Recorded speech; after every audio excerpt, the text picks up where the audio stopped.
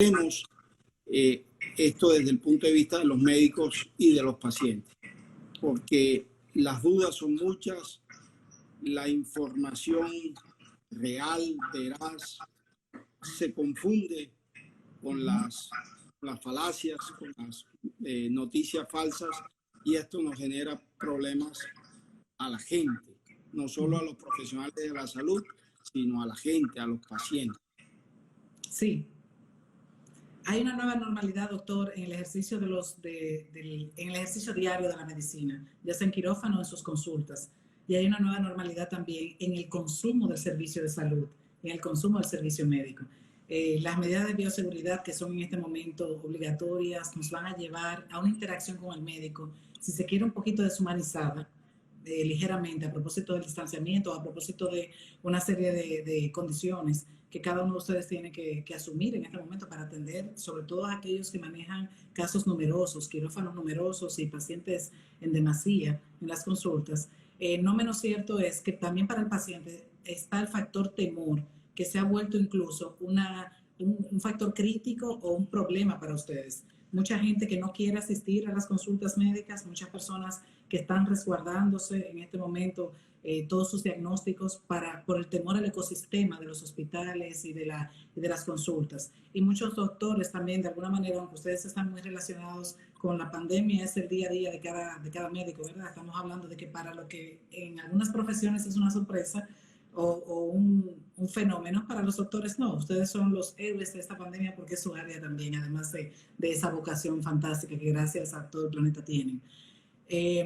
Hay una nueva realidad en cómo el médico imparte el servicio de salud y debe ser muy organizada, no solamente en cuanto a bioseguridad, sino también para que ustedes y sus empresas de servicios no sufran grandes inconvenientes en términos de calidad del servicio y experiencia, esa vocación afectiva, esa vocación resolutiva que tiene el médico, pero también de organización gerencial. No pueden perder de vista el proceso, el flujo. Ahora hay menos pacientes porque la distancia entre un número y otro debe ser mayor. Donde un médico de tanta prestancia como usted recibía 20, 30, 40 personas, va a tener que empezar a recibir el 50%. Y esto hasta que la desescalada en los diferentes países se vaya dando. Doctora, ahí está Mila Castro la saluda y Dono. Usted tiene todo un grupo de fans que lo están saludando. No lo pierda de vista, mándale saludos a toda esa gente que se ponen celosas. Donde hay... Dígame. Astrid, yo quisiera hacerte una pregunta. Sí.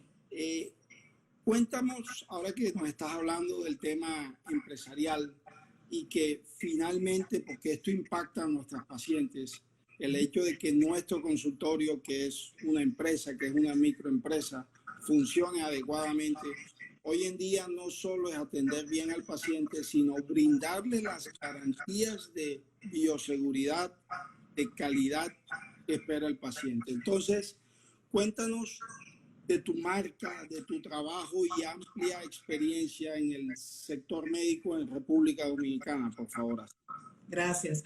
Los médicos en nuestro país, al igual que en la mayor parte de los países latinoamericanos, rigen sus protocolos y siguen sus protocolos. Yo creo que de manera universal, una de las profesiones más exquisitas en términos de regulaciones y protocolos en el ejercicio de la atención al paciente o al cliente, en este caso de ustedes paciente, son los médicos. República Dominicana tiene muy buen sector en ese sentido y está tomando las medidas del lugar en los consultorios individuales, cada médico a su ritmo, pero sabiendo que no es posible abrir nueva vez la experiencia de servicios si eso no se da. Si ustedes no envían el mensaje de seguridad en este momento al mercado, el mercado no volverá a ustedes. No obstante los diagnósticos, la gente tiene miedo de visitarlos. Usted es un doctor fantástico, República, gracias al cielo, está llena también de médicos y galenos de mucha preponderancia y todos han tenido que hacer un ejercicio casi que operacional industrial, lejos de técnicamente de médicos, o sea, de medicina, claro. Porque la gente, si no está en la sala de espera adecuada, tiene el distanciamiento marcado y pautado, tiene las mamparas establecidas, está temiendo seriamente a ir donde su médico, que en antaño no fuera así porque lo manejara con mucha familiaridad. Entonces, en República Dominicana tienen en ese sentido los médicos bastante proactivos, ajustando sus facilidades físicas al welcome que le tienen que dar a todos los pacientes nueva vez. Ok. ¿Y tú cómo crees que esas prácticas pueden ser útiles para los médicos acá en Colombia, sobre todo en esta coyuntura actual. Y probablemente porque yo creo que nosotros como médicos hoy en día, con la evolución de la pandemia, lo tenemos claro, habrá cosas que pasarán, pero habrá ciertas medidas que adoptemos en nuestros consultorios que quedarán para siempre. Entonces, ¿qué opinas tú de esto? Pienso que los doctores tienen que atender con mucha eh, atención e inteligencia, valga la redundancia, dos aspectos. Uno, los que venden y garantizan la seguridad del paciente para que el paciente vuelva. No hacemos nada con consultas abiertas si no hay concurrencia de pacientes. Y dos, la administración interna del equipo para que haya un flujo correcto dentro de los espacios donde ustedes están y se pueda optimizar el uso del tiempo y optimizar la cantidad de pacientes que, como mencionamos hace un instante, se ha reducido. Entonces, es la combinación entre el médico organizado y el flujo natural de su subespecialidad. Cuando hablamos de un cirujano plástico o de un oftalmólogo, no hablamos lo mismo que de un obstetra. Cada uno de ustedes tiene particularidades en sus evaluaciones. Lo mismo en sus centros de salud donde ejercen en los quirófanos. La danza del quirófano no es la misma dependiendo de la subespecialidad a la que el médico esté dedicado. Entonces, es muy importante para ustedes que unan a sus equipos y establezcan el flujo del trabajo. Vuelvan a releer con ellos cuáles son las funciones que tiene cada quien y a entusiasmarlos para que se apoderen más claramente de qué deben de hacer en el proceso de experiencia de servicios que le dan al paciente para que lo hagan de una manera más óptima y rápida. Porque ni la gente quiere estar mucho, por más adorable que sean las consultas de ustedes, ni la gente quiere permanecer mucho tiempo dentro de la consulta, ni al médico tampoco le conviene el tumulto. Ese cúmulo de horas de espera dentro de la sala de espera ya sabemos que es diferente en cualquier país, aquí y en Colombia.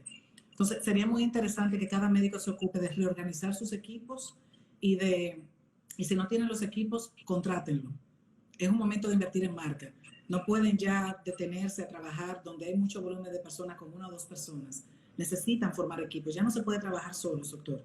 Ya nosotros, por más pymes que podamos ser, necesitamos a alguien que se nos ocupe de la gerencia, de la parte gerencial, que se nos ocupe de la atención en detalles al sistema de administrativo, de cobranza, que se nos ocupe de suplir los materiales necesarios para que el médico no esté perdiendo el mínimo tiempo ni en quirófano ni en consulta, que se ocupe de la parte digital, la estrategia de comunicación y que por supuesto colabore en un engranaje de buen equipo para que el médico haga lo que tiene que hacer, que es ser médico y atender a la exactitud de sus diagnósticos y de su intervención. Ok.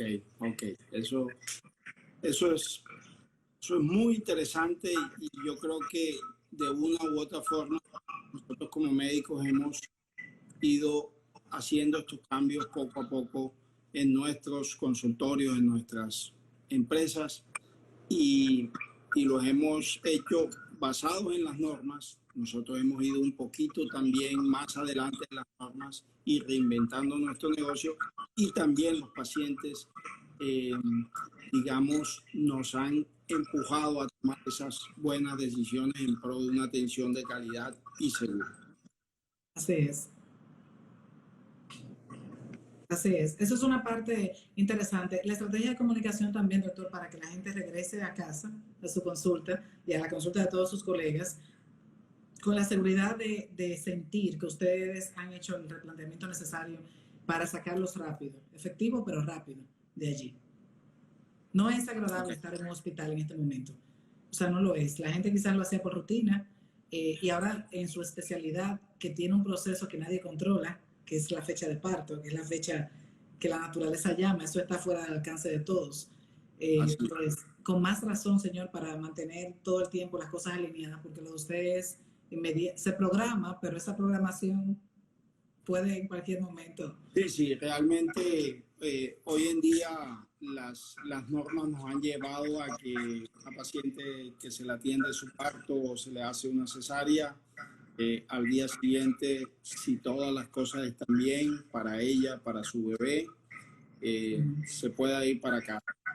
Cosa que antes por regulación no lo podíamos hacer en Colombia y ya la ley en el nuevo escenario de seguridad, teniendo en cuenta el COVID-19, se permite dar salida a las pacientes en que todas las condiciones lo permiten. Claro, así es. Tiene que darse, pero ustedes tienen que atender definitivamente también a la no deshumanización del negocio, porque pasa una cosa, en el caso de una especialidad médica como la suya, también emocional, usted se ocupa de algo muy especial, y es el hecho de que nos están haciendo una pregunta interesante, ¿verdad? Por ahí. Es el hecho, ¿cuáles son los cambios más importantes que se han dado en el sector de la medicina en Colombia a causa del COVID? ¿Doctor? Ok, yo pienso que se han dado, el impacto inicial fue el temor, tanto por nosotros los médicos como obviamente los pacientes.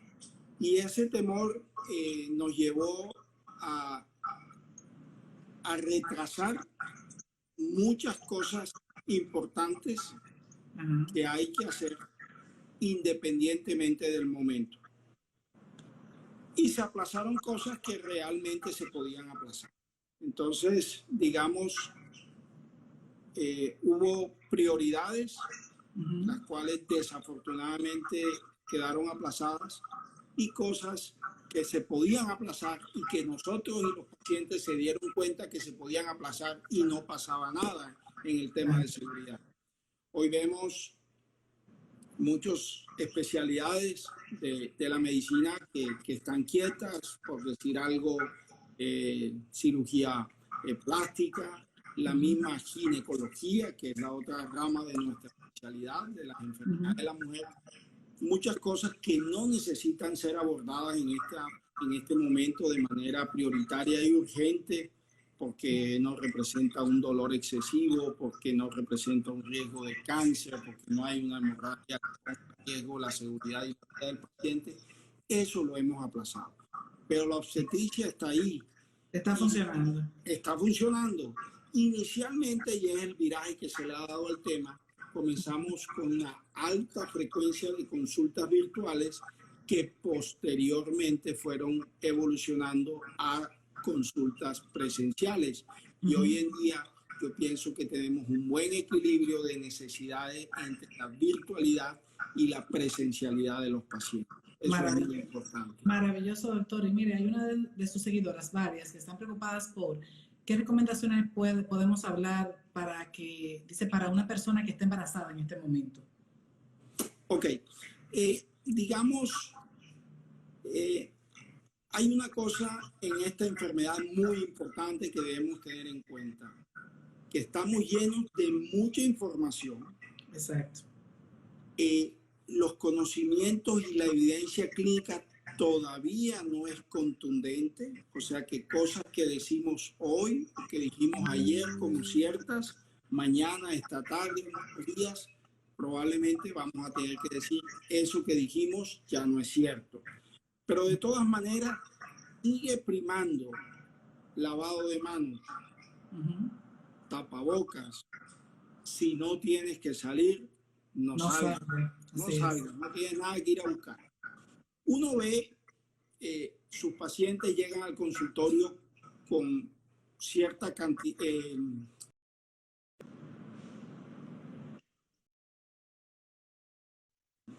como caretas, guantes, vestidos.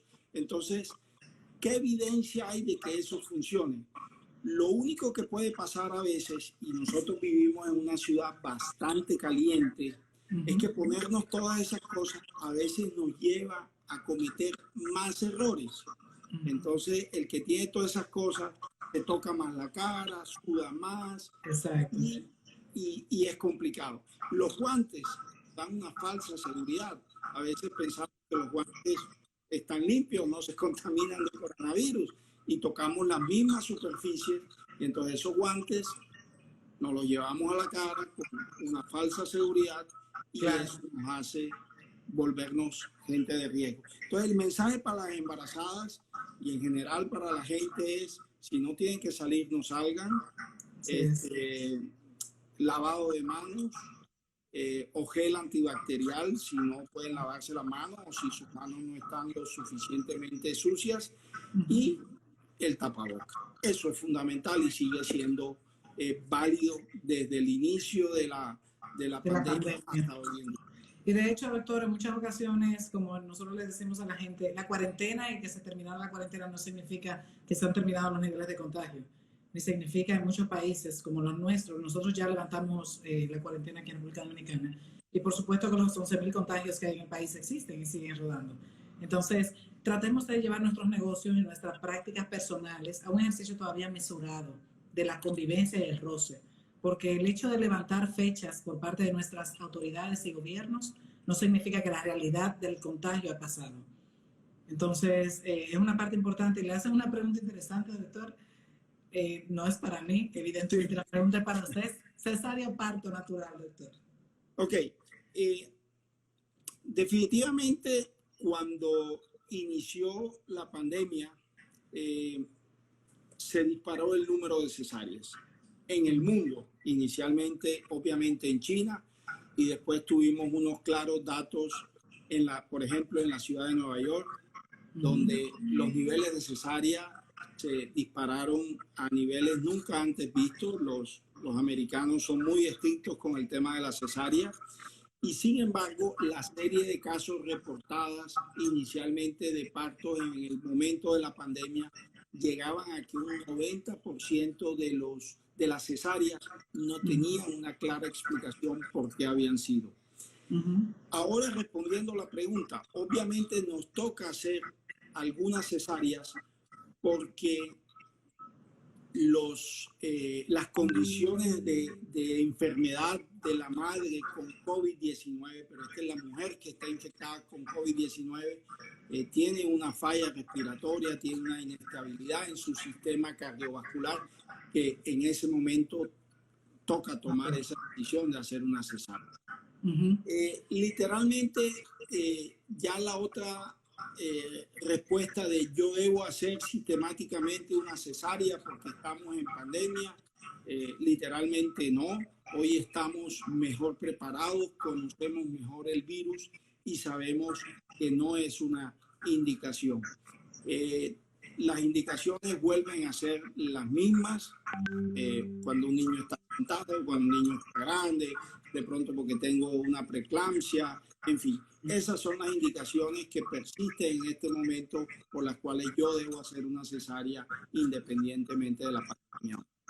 Claro que sí, claro que sí. Y en ese ejercicio, pues es verdad, cada quien a cuidarse y cada quien también a tomar decisiones que tienen que ver con la salud. Yo creo que algo trasciende el cuerpo, no vamos a entrar en temas estrictamente médicos, imagínense, pero algo trasciende la planificación y es el cuerpo y ustedes eso lo controlan bastante bien. Exacto. Inclusive en esa toma de decisiones, Astrid, a uno como médico, como microempresario, le gustaría que todas las pacientes que llegaran al parto tuvieran una prueba de COVID-19. Claro. Eso sería lo ideal. Y en algunos países, digamos en los países industrializados y desarrollados, y en algunos estados de los Estados Unidos, hacen a toda paciente que ingresa en trabajo de parto o con un tema de embarazo, le hacen la prueba del COVID-19. Pero en este momento, en nuestro país, donde todavía no tenemos las pruebas que quisiéramos tener para digamos, pacientes inicialmente que tienen la posibilidad del diagnóstico porque tienen la sintomatología, obviamente ese paso de los costos de las pruebas, de disponibilidad de pruebas. El costo operativo que representa ese protocolo. Sí, todavía eso no lo vamos a tener. Entonces tenemos que seguir haciendo lo que llamamos las preguntas iniciales cuando llega una paciente con contracciones para una cesárea, si tiene fiebre, si tiene tos, si ha estado en contacto con alguien que presenta alguna sintomatología sugestiva del COVID-19. Eso es lo que estamos haciendo ahora. Doctor, y a propósito de esas nuevas circunstancias en las que los pone a pensar a ustedes los doctores, los médicos y los representantes de salud en nuevos costos operativos, ¿cómo usted prevé en este momento la nueva normalidad en el sector en Colombia? O sea, ¿cómo usted, dos cosas interesantes para los doctores y colegas suyos que nos estén acompañando en este live, ¿cómo usted siente que va a funcionar el tema del ejercicio médico allí en este momento? Ok. Astrid, yo pienso que algunas veces uno cree eso no me va a tocar a mí, eso no tiene nada que ver conmigo y les quiero contar algo. Con el tema del desempleo, muchas de nuestros pacientes que tienen un seguro médico probablemente y desafortunadamente en algún tiempo de pronto no lo tengan.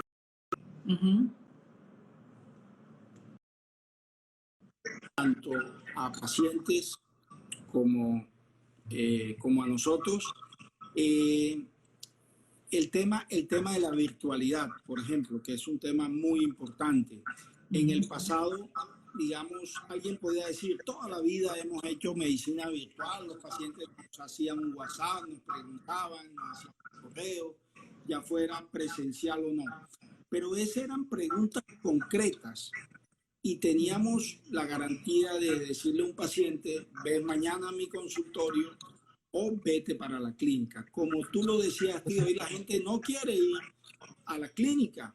Entonces, uno tiene que hoy en día hacer un ejercicio virtual clínico, oyéndole la voz al paciente, ojalá viéndolo. Los médicos de hoy tenemos unas habilidades diferentes a los médicos de antes. Los de antes tenían unas habilidades que, bueno, nos les quitamos el sombrero, pero nosotros hoy también tenemos unas habilidades con la voz. A mí a veces me llama el esposo de mis pacientes y yo le digo, pásame a tu esposa porque yo necesito hablar con ella, necesito oírle la voz. Y hoy en día que también hacemos esta comunicación que estamos haciendo tú y yo con la gente, también le vemos la cara a la gente y sabemos si alguien está triste, si alguien está preocupado o si alguien no tiene un buen aspecto, y eso lo identificamos y lo hemos aprendido a hacer. Doctor, y es maravilloso ese último comentario que acaba de hacer, porque me permite conectar con una de las razones de ser del producto de médico gerente de ACES. Y la razón fundamental es que una de las destrezas que queremos siempre fortalecer, humanizar y profesionalizar en el médico está asociada a las capacidades humanas, comunicación efectiva, visualización, empatía, entendimiento. Usted hizo una mención importante, los veteranos y X y boomers, que fueron los médicos que antecedieron su generación, fueron personas que fundaron, ¿verdad?, la base de la medicina. Hoy en día los médicos X y millennials que vienen en camino tienen otro código de comunicación que, si bien no resta importancia alguna a lo que fue en aquel momento el ejercicio de la medicina, empieza a incorporar e incluye sensaciones y capacidades necesarias para el ejercicio de un empresario y un profesional en este momento. Eso que usted escribió como necesito la voz es una capacidad empática que está asociada a la sensitividad empresarial incluso. Entonces, los médicos de hoy en día efectivamente tienen que ser profesionales que cierren su 360 en una capacidad humanizada de ver al paciente desde el diagnóstico en la parte técnica, pero también desde la persona que puedan tratar al ser humano que está ahí y de manera resolutiva ser asertivos cuando se acerquen a ellos. Entonces, qué bueno que la digitalización y el mundo virtual también sea una herramienta hoy en día que les fortalezca las múltiples capacidades y que valide que un médico hoy en día no solamente es médico. Un doctor hoy en día es un profesional demasiado saturado y necesita la multidisciplinariedad, que pueda atender los aspectos diversos de su práctica médica con una experiencia cerrada y 360 de servicios que le da a los pacientes. Y por eso la importancia de, sin duda alguna, organizar su negocio, organizar incluso la importancia de que los pacientes también tengan ese nivel de empatía con ustedes. Una sala de espera... Sí, no, te escucho a ti, perdón. No, una sala de espera es apretada en tiempos, ajustada en tiempos, es un gran factor de estrés para el médico que está dándole flujo a la salida dentro de un consultorio o para el cúmulo de intervenciones. Entonces, es interesante que la gente también sepa que los médicos de hoy en día están manejando otro abanico de exigencias y de requerimientos a la par. Ya no es solo el parto, ya no es solo los vectores que hacen de su caso de éxito, en el caso que está en quirófano trayendo vida al mundo. No es un factor, son muchos factores que los médicos de antes no los confrontaron. Sí, realmente uno a veces va camino al consultorio y alguna llamada lo hace desviar. Digamos que antes, entre comillas, eso lo angustiaba a uno porque sabía que alguien, o que algunas personas lo estaban esperando en su consultorio y a eso uno le genera realmente mucha angustia, mucho estrés. Hoy en día, con mucho más razón, queremos evitar lo que tú dices, esas aglomeraciones en nuestras salas de espera, pero esas llamadas imprevistas siguen ocurriendo. Entonces, lo que tú dices, tiene que existir un equipo de trabajo que conecte conmigo y que yo le diga, mira, me voy a retrasar media hora, 45 minutos, aplaza unas citas, retrásalas, cambia para otro día, escoge las prioritarias y así brindamos un buen servicio, las pacientes quedan tranquilas, las evitamos que pierdan tiempo y evitamos romper ese tema de seguridad que es tan importante hoy en día. Así es, sin duda alguna es así. Doctor, le tiene varias preguntas usted ahí, ¿verdad? Sí, hay una pregunta que ha sido repetitiva y es el tema de si es bueno, es prudente quedar embarazada en este tiempo. Entonces, vamos a lo mismo. Hay gente que tiene mucho tiempo para esperar en su vida, teniendo en cuenta la edad. Claro. Un punto muy importante a tener en cuenta, edad. Segundo, ¿cuándo se va a acabar esto? La gente alegremente responde cuando aparezca la vacuna. Si usted le pregunta a un experto cuándo va a aparecer la vacuna, yo creo que ningún experto se atreve a responder de manera certera 2021, 2022, nadie se atreve a eso. Hoy sabemos que los procesos de vacuna, digamos, no comienzan de cero porque ya hay unas plataformas, más de 200 y tantos proyectos de investigación de vacunas, pero apenas van por fases iniciales y eso va a demorar meses, años Claro. en desarrollarse y en comercializarse. Y seguramente primero habrá unas poblaciones específicas a las cuales le debe llegar esa vacuna y después irá a población general. O sea que el tiempo va a ser mucho. Entonces depende de qué problemas tengo yo para quedar embarazada como mujer, depende de mi edad, depende de mis condiciones de salud y obviamente las de mi pareja. Porque el tema de embarazo no es un tema de la mujer, es un tema de pareja. Cuando yo respondo esas preguntas y digo hasta cuándo va a ser el COVID, yo tendré la respuesta perfecta para eso. O sea, para alguien que me pregunte eso y tenga una edad muy cercana a los 40 años, tenga problemas para quedar embarazada, probablemente yo le diga, no pierdas tiempo esperando a que aparezca la famosa vacuna del COVID-19, sino busca tu embarazo y cuídate mucho. Sí. Eso es lo que hay que hacer. Si yo tengo una mujer que tiene, está por debajo de los 30 años, no tiene ningún problema, probablemente pueda optimizar eso para unos meses, buscar su embarazo. Porque es que la pandemia además genera un problema. Estamos más encerrados, entonces las posibilidades de embarazo están mucho más. Doctor, estamos más cariñosos. Estamos más a prueba de hacer bebés.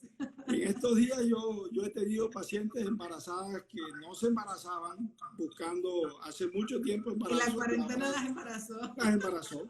Y hay otras que están con bebés pequeños recién que han nacido y se han embarazado y obviamente no lo buscaban, no están en el momento más fértil.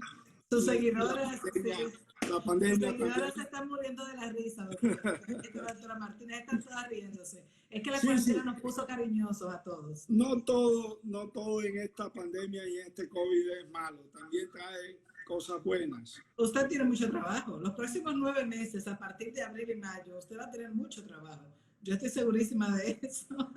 Seguramente que sí. Aquí en nuestra ciudad de Barranquilla, que tenemos unos carnavales muy buenos, decimos los frutos del carnaval al cabo de los 9 meses. Después que pasan los carnavales, a los 9 meses vendrán los frutos del carnaval. Yo creo que ahora tendremos los frutos de la pandemia, los frutos del COVID-19 en los próximos 9 meses. Sin duda, y cerrando el comentario, dice Julie, su seguidora Julie Go, el descanso y el desconecte aumentan la fertilidad. Bueno, doctor, responda a eso.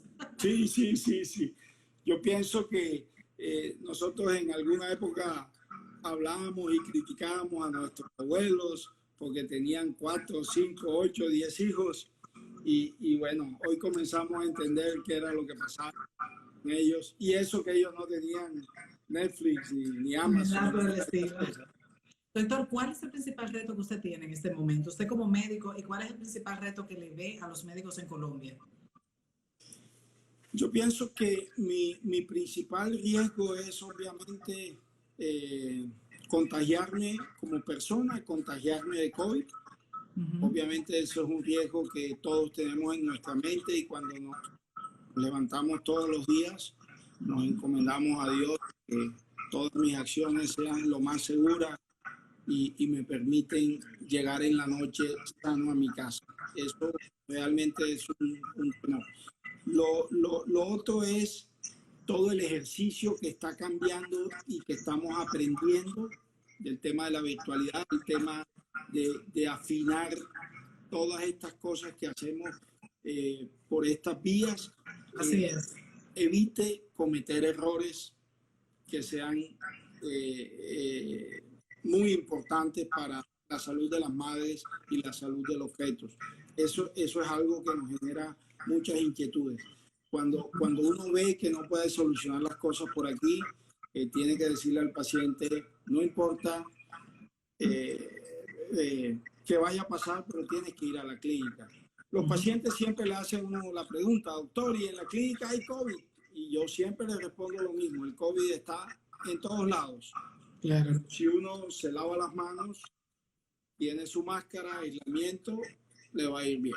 Sí, hay que aprender a subsistir con todo esto. Y yo creo que todos los colegas de sus áreas igualmente van a tener que hacerlo. Nosotros les recomendamos desde hace siempre que ustedes optimicen y organicen sus negocios para que puedan dar ese servicio constante, que la gente vaya perdiendo ese temor. Y yo creo que en el caso del sector médico, nuestra experiencia aquí ha sido que médico preparado, médico que invierte en su infraestructura y médico que alinea su equipo puede sobrepasar cualquier nivel de obstáculo momentáneo que pueda tener el ejercicio de la medicina en este momento. Pero tiene incluso que participar en los centros de salud de los cuales forma parte para que colabore en esas políticas, esos protocolos, esas segmentaciones que se están haciendo, porque a mayor aporte en términos de logística, mayor efectividad y eso le conviene a todos ustedes en el ejercicio médico. Entonces, Colombia no es una excepción, República Dominicana tampoco, Caribe, Latinoamérica, Europa, Estados Unidos, Cono Sur, o sea, no hay manera. Nosotros todos estamos regulados por una necesidad de una profesión que debe ser humanizada, debatiéndose en este momento con un factor de deshumanización y de distanciamiento. Entonces, ustedes tienen un gran enemigo para el candor con el que vocacionalmente ejercen la medicina. Pero si lo pueden hacer, si lo hacen correctamente y participan de todos esos factores casi que empresariales, industriales, porque es como una cadena de protocolos y una cadena de producción prácticamente, ustedes se van a dar cuenta que van a ser mucho más efectivos. Los médicos no pueden volver a consulta bajo los mismos esquemas que lo hacían antes, no solo por la bioseguridad, sino porque lo que reciben como paciente no era el estado anímico que recibían hace unos meses. Ahora tienen que ser psicólogos, casi que abogados, porque tienen que explicar un poco de muchas cosas.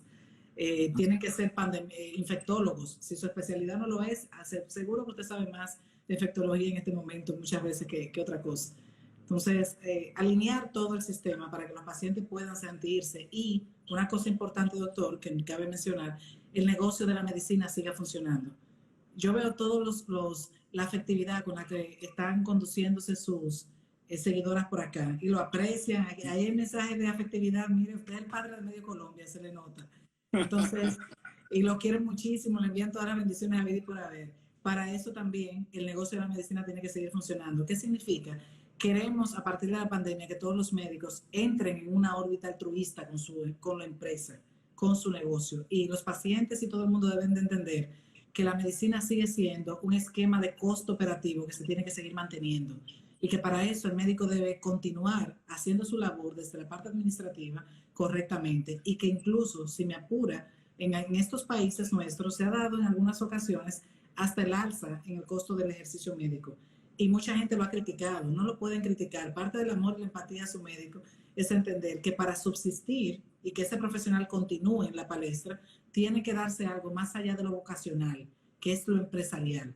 El costo operativo de un médico ejerciendo es igual que el costo operativo de otros profesionales en el mercado. Entonces tienen que mirar la parte gerencial para que puedan dar ese servicio de calidad, por todas esas mismas medidas de las que usted habló. Así es. Está saliendo más cara la medicina ahora. Sí, total. Hoy tenemos una cantidad de cosas, de elementos de protección personal que nos complican la vida realmente.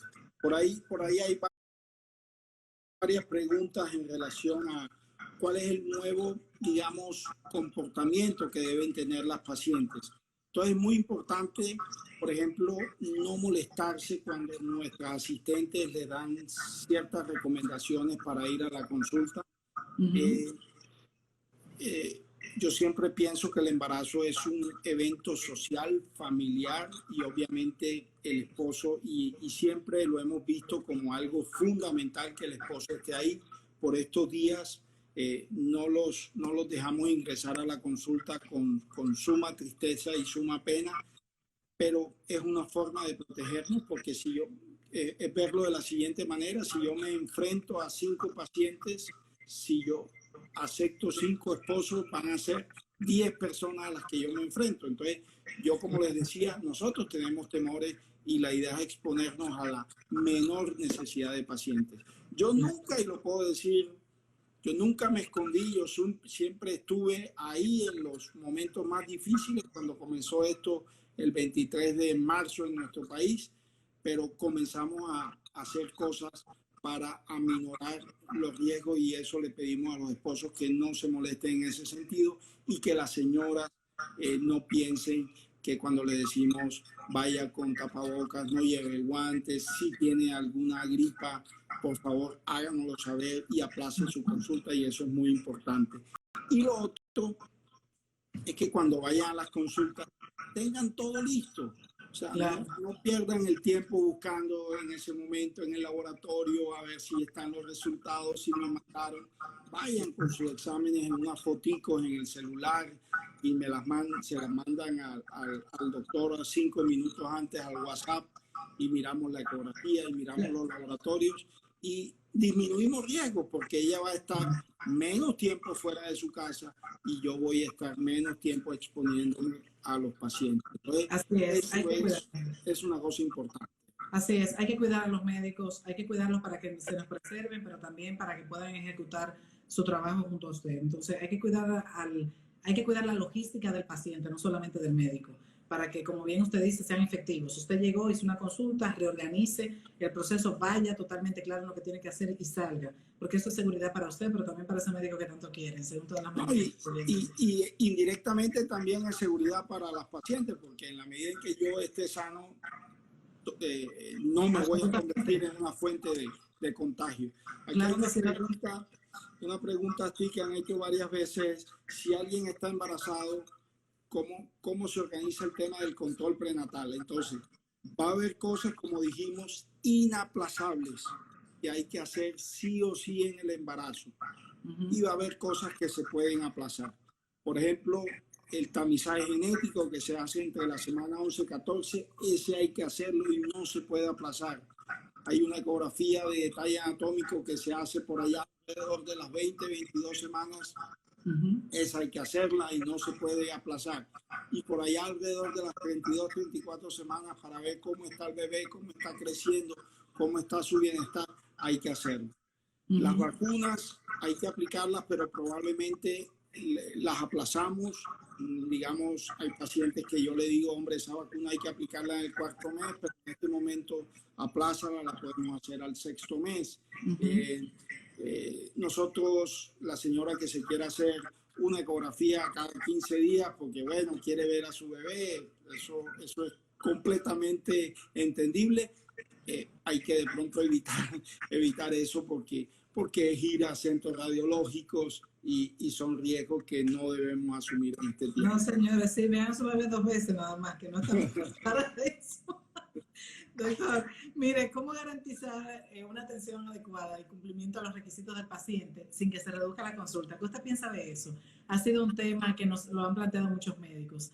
¿Cómo garantizar la atención adecuada y el cumplimiento de requisitos del paciente sin que se reduzca la consulta? O sea, sin que tengan que dejar de ir. Sí, yo pienso que todo parte de la seguridad del paciente y del médico. Yo pienso que las cosas en este momento toman un poco más de tiempo. O sea, hacer una consulta entre paciente y paciente nos demoramos a veces un poco más.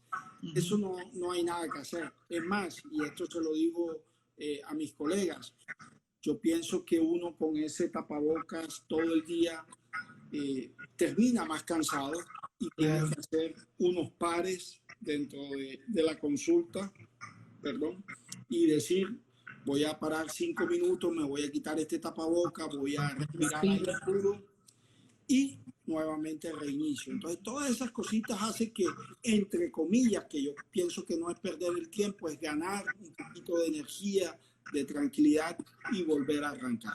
No hay nada que hacer, vamos a dejar de atender unos pacientes menos, pero los vamos a atender mejor y con más seguridad. Sí, y ese es el costo al final de nosotros poder avanzar, porque es el costo de ganar. La gente está equivocada, la gente cree que se pierde. Cuando usted deja de ganar, no pierde. Perder es una cosa y dejar de ganar es otra. Entonces, dejamos de ganar para poder tener energía, salud, y nosotros como seres humanos que damos un servicio profesional, preservarnos también en medio de todo esto. Es como la telemedicina, doctor. La telemedicina fatiga enormemente a propósito del nivel de atención que sus 5 sentidos tienen que poner en la foto que le están enseñando. Porque usted está percibiendo eso desde una distancia que evidentemente en el ejercicio médico tiene un efecto. La distancia y la cercanía es un factor de éxito en su diagnóstico en muchas ocasiones. Me imagino que no solamente catedráticamente ustedes pueden definir, bueno, la guía médica dice estas 4 cosas, se supone que el diagnóstico debe ser este. Como usted bien aceptó hace un momentito, a ti no. Acercarse al paciente es un tema. Entonces, el ejercicio de la telemedicina los lleva a ustedes a un desgaste físico, el Zoom, el WhatsApp, todo este medio tiene un desgaste visual también enorme, que la gente no se percata. Por eso tiene que ser menos. Y ahí caemos en su última frase. Dejar de ganar para poder ofrecer calidad. Así es. Si no, es muy difícil.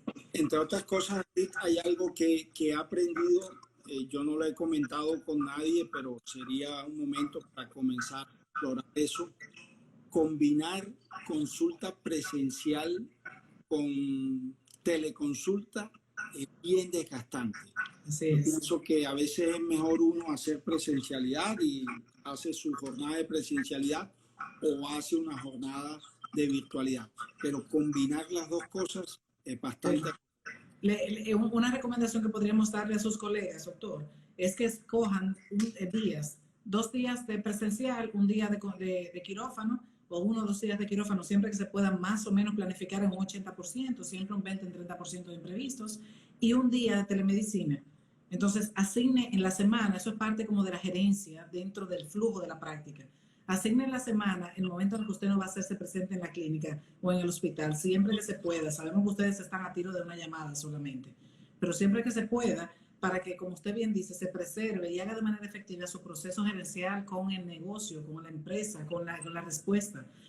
Tendemos a pensar y que los médicos son siempre, deben estar 24/7, que el médico no descansa, que el médico no tiene familia, que el médico no se enferma. Señores, yo he escuchado pacientes, nosotros hemos atendido aquí muchos médicos, decenas, y déjenme decirle que yo he escuchado pacientes estando ya en la consulta, junto con el equipo, trabajando para organizar su práctica médica. Hemos escuchado pacientes decir, yo no entiendo cómo es que ese señor está enfermo después que ya uno tiene 2 horas aquí esperando. O sea, los pacientes muchas veces creen que ustedes son inmortales, omnipotentes, que nada de lo que le pasa al ser humano habitual le pasa a ustedes. Y eso es no cuidar a nuestros médicos. Comen, almuerzan, cenan, tienen familia, deben descansar 8 horas. O sea, todo eso pasa. Como son ustedes los responsables de preservarse, le damos la recomendación que organicen su flujograma de trabajo segmentado, como bien usted señala, para que se preserven y sobre todo, doctor, que no hemos mencionado eso, para que mantengan en la probabilidad matemática menor. Usted sabe el riesgo, la responsabilidad civil, que es un factor altísimo en los médicos y en el derecho médico hoy en día. La telemedicina va a tener un impacto en el derecho médico, en lo demandable o no que pueda llegar a ser el factor. Yo soy abogada de base, por eso estoy hablando de esto. En lo demandable o no que pueda llegar a ser un fallo. El factor de éxito en este momento se volvió más susceptible y sensible para los doctores, porque un fallo en este momento puede significar, como siempre en la carrera, una circunstancia de exequatur o de responsabilidad civil. Entonces, ustedes tienen que organizar prácticas médicas y flujo de pacientes y de servicios que les permitan, doctor, garantizar ese factor de servicios blindado, o sea, que evite imprevistos, incidencias futuras que se relacionen con el tema del ejercicio de la responsabilidad civil médica y del deber de hacer que tienen los médicos. Okay, porque es mucho lo que se les está pidiendo en este momento. Por aquí me llega una parte, es la relación entre enfermedad COVID-19 y parto pretérmino. Obviamente es una relación que existe como cualquier enfermedad viral. Puede generar fiebre, compromiso del estado general y de esa manera generar contracciones y generar el riesgo de parto pretérmino. A veces el parto pretérmino es espontáneo dentro del proceso de la enfermedad y a veces es una decisión del médico por las malas condiciones generales que tiene la paciente por la enfermedad por COVID-19. Así es, sin duda alguna. Sin duda alguna. ¿Tenemos otra pregunta ahí, doctor? Sí, ¿cómo pueden los médicos y entidades del sector salud hacer sentir seguros a los pacientes durante esta coyuntura? Yo pienso que todos, médicos y pacientes y las entidades territoriales y las aseguradoras, cumplan con la normatividad en el sentido de seguir las normas de aislamiento, de darle al paciente todas las garantías de que cuando él va a un consultorio, es un consultorio que ha sido adecuadamente preparado y que nosotros, desde la parte asistencial, yo como médico o la parte administrativa, están adecuadamente instruidos y protegidos para nosotros y para nuestros pacientes. Que las entidades de seguro nos cuiden, nos vigilen en este sentido para evitar cometer errores y que finalmente nosotros, nuestros pacientes, sean perjudicados. Porque todos estamos interesados en lo mismo.